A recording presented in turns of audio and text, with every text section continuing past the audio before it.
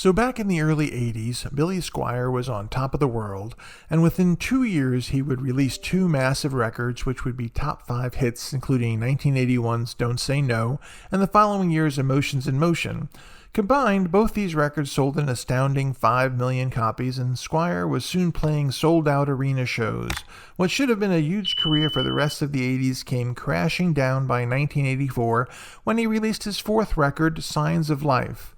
Initially, the album seemed to be a huge hit with the lead single Rock Me Tonight, giving Squire a #1 hit on the rock charts, and also proved to be a crossover hit, peaking at number 15 on the Billboard Hot 100 charts.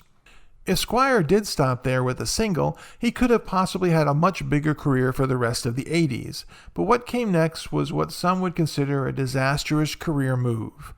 Like with any singles that get released back then, and even in today's world, they normally get the video treatment, and unfortunately for Rock Me Tonight, the video was, well, awful and cringe-worthy.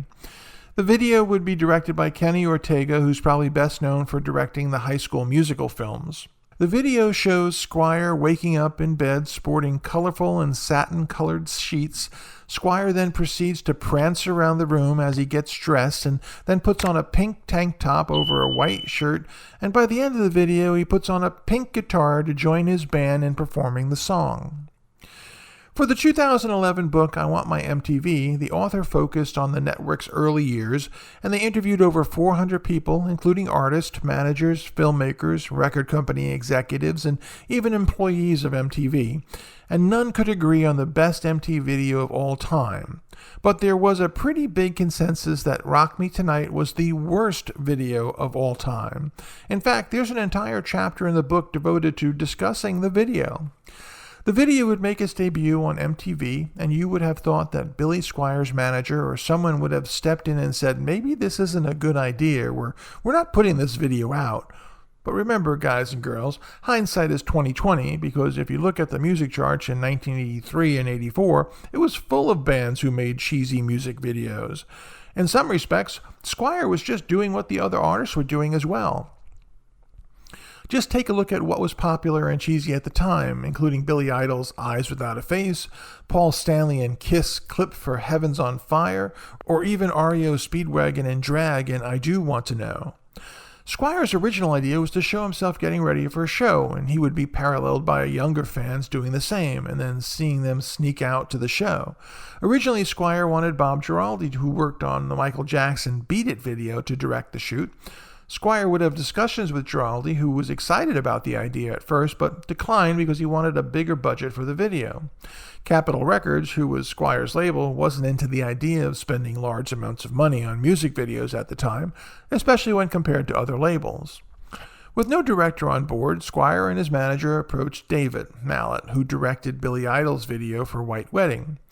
Mallet put together some storyboards, but they were flatly rejected. Squire recalled the quick interaction he had with Mallet, telling an interviewer, "The first thing he showed me was a scene of me riding into dinner on a white horse. I was like, get rid of him." Squire and the label were in a jam because they had already set a premiere date for the video on MTV, and they hadn't even found a director yet. It would be director Kenny Ortega, who happened to be a friend of Billy Squire's girlfriend at the time, who offered to direct the shoot. He was best known at the time for directing the Pointer Sisters' I'm So Excited, and he also worked with David Mallet on some of the choreography in his videos. Ortega would be chosen to direct the video, and he would suggest the musician that the frontman do the exact same onstage moves in the video as he does during a live show, just without a guitar.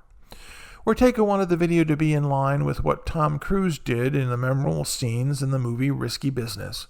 Squire turned down the idea, thinking it should be a grainy and dark video. Squire showed up on the video shoot and saw satin and pastel-colored sheets on the set and expressed his concerns. Ortega reassured him that the finished video would be what he wanted.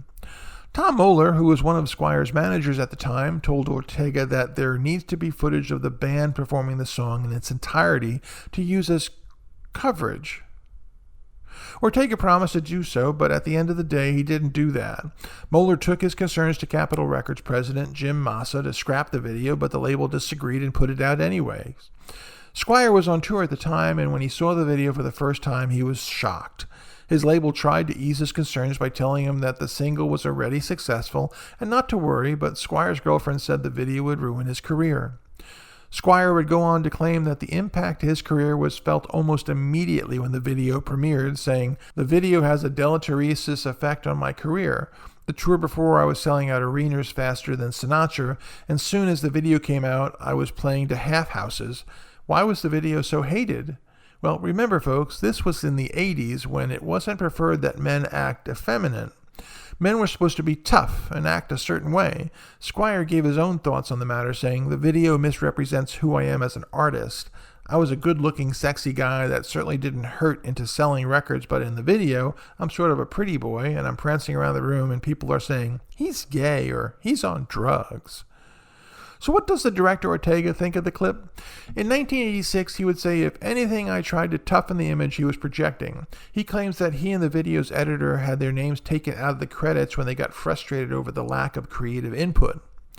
Let there be no doubt, Rock Me Tonight was a Billy Squier video in every sense. It has damaged his career, and he has no one to blame but himself.